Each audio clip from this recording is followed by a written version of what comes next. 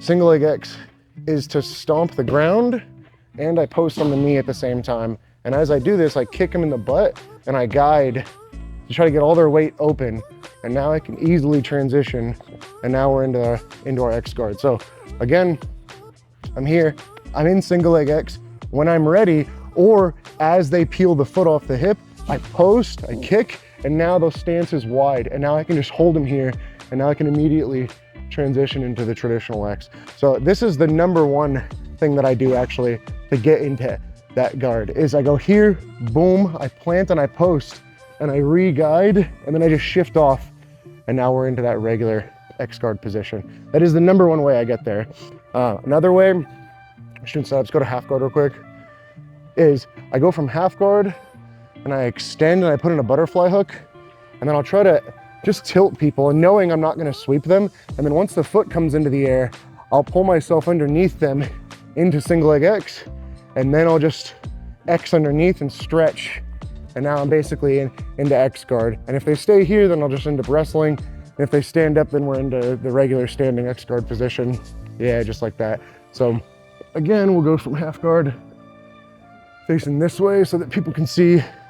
So it's just regular half guard, you stretch yourself out, you come on up, you put in your butterfly hook, and then as I elevate and I kind of pull in their collar, the foot comes up, and now I'm just catching the foot, pulling myself into single leg X, and then you can always just stretch or hook under the knee and stretch, and then you immediately find your X guard position.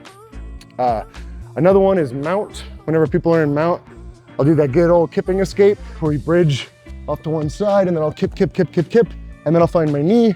And again, the foot either comes up or it comes underneath based on what I'm doing and how I want to wrestle up or how I want to sweep or attack from there. So again, from mount, you're just doubling up, you bridge off to one side, boom. And then as I'm bridging, now I just go into a concave back, fetal position, I drop back, I start kipping till my knee comes in. Regular single leg X, again, you can always go for ankle locks or I can catch underneath, hook behind the far leg or the near side leg, and now immediately we're into X guard, okay? So now the main couple options from X, go ahead and stand up for me. The main couple options from regular X guard. So once I'm here, I go to here. The OG sweep and the traditional one is as my foot is on this top hip, the other one slides down all the way to the heel, and then my feet basically just open up. So as we're in regular X, they just open, they go to the opposite ends of the lever of that far leg. And now as you do these, they fall and we can come on up, wrestling up and ending up on top. So that's like the OG, the traditional X guard sweep. I honestly don't use it very often, but it does work. The next one is once I'm here, and I talked about this before, let's pivot a little bit, go ahead and move this way a little. So once I'm here, I really don't like to leave my foot on this far upper thigh because it feels very easy for people to backstep. What I really like to do is try to take my foot and jam it on the near side thigh. And then here what happens is I can catch the collar and then I have my foot on the near side thigh. And now when I kick up, it actually kicks their stomach. So I pull and I kick and it kicks their stomach and it puts all their weight on their hands. Once their weight is on their hands, their weight is not on this near side foot. You can just pick the foot up, you can dig your elbow underneath and bring it onto your shoulder. You can just pick it up and pass it over the top. And now we're basically into the crab ride as we're sitting up grabbing the belt. It really doesn't matter. The trick is if I can get their weight onto their hands, I can do any of these options. So again, I'm here, regular X guard, kind of difficult to break people's posture. I feel like people can backstep easily. I retract my knee and I bring my toes into their stomach and into their groin. I catch the collar, and now as I pull on the collar, I just kick them right in the nuts at the same time, and it always brings their weight down. And I keep them here as I dig my arm under this leg, and if I want to stomp in the groin and then stand up, it's very easy wrestling. If I want to just stay here and then pass the foot all the way over until my shin ends up in the back of their knee, now we're sitting up, we're in the crab ride, I have the belt, we're ready to attack. So we have our traditional sweep, and then my preference, which is always to retract this foot, retract this knee until it's shallow. Not playing here where he can backstep. I'm retracting to where it's shallow, my foot's in the groin, and now my goal is to bring their weight forward so that I can get under this near side foot. I'm here, I extend and elevate, and now I'm looking to get under this foot with my arm, with my shoulder. I can keep my feet in the groin and the stomach, extending, wrestling, or I can keep passing it all the way over until we're chasing the back for that traditional position. If we go ahead and switch, can I have you go ahead and go down? So when I'm here, he has the X guard position.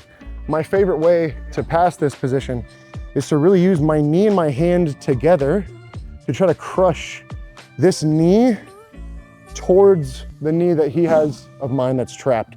So I'm really using all of my limbs, try to push his knee until it touches mine. Once I feel like it's touching mine, I feel like this is loaded enough that I can back step very easily and exit the X guard. This is one of the reasons I don't like playing it with this foot on this far hip, because as he keeps his foot here, when I crush, I basically spring load his knee and his hips. And now as I back step, he doesn't have time to follow. So when I'm here, if he does what I do, which is he takes this and then he's got it in the right position, and now when he kind of extends up and gets it in my stomach a little, now when I go to back step, it actually just like it kind of catches the center of my my weight here. But if we go back to where it usually sits, it's very easy, especially for me being so tall, to hit that very simple back step. So I really focus when I'm on bottom, retracting that, almost having my foot in their groin, so that when they go to hit this push in and this big back step, if I go for this and he extends with it here, it's still off balancing me, still getting me to my hands.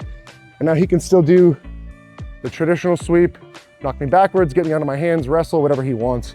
So when I'm on top and he does the correct thing and he puts his foot here, I learned this from JT Torres. You reach underneath and you make like a spider grip like you would on your own sleeve. You do that on their pant leg and you can pull the leg through, and then you can try to put your knee on the mat, and now we can look to start back stepping. So we're almost forcing their foot too far through. So when I'm here, I have this position. He's got a good foot position, so I can't do the traditional back step. So instead now I'm pulling this and now I'm working to force my knee down to the mat. And I'm in this like heavy back step, heavy long step where I'm collecting the legs and I'm trying to back step with my far leg. So if they have a bad X guard or the more traditional style of playing, I just crush the knee, hit a simple back step. When they have that foot actually in my groin, I actually like to pull it up, pull it on through. And then same thing, I'm back stepping and I'm dropping all the way to that near side hip. So we kind of have to play based on how they have me off balance. If I feel like I have space, I'm always here. I'm always back stepping. If I feel like that foot's in my groin, that back step's not really gonna work. I'm reaching. I'm trying to force that foot all the way through. I could even work in front of the foot. Now digging for an underhook on this near side, and you can knee slice over the top of people's thigh, and then you can finish your passes that way. The main thing is I need to kill that foot that's underneath my groin and my hips and my stomach. Unless the foot's already on my far thigh, then I don't need to kill it. I can just easily crush and back step. When it's in my groin and in my stomach, I gotta pull that bad boy all on up because he's got that good center of mass as they extend. So deal with that near side leg, or if it's already bad, you just crush and hit that easy back step. Thanks, guys.